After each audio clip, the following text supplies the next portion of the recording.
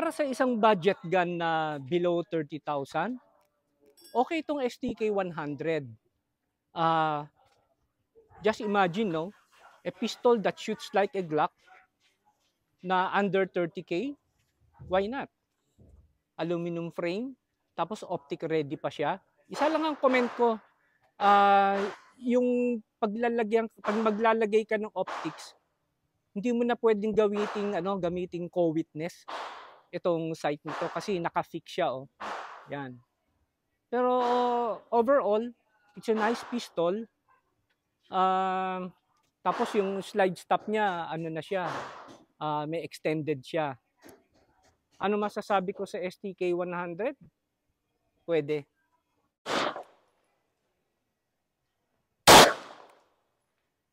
Nasa plak ako dito.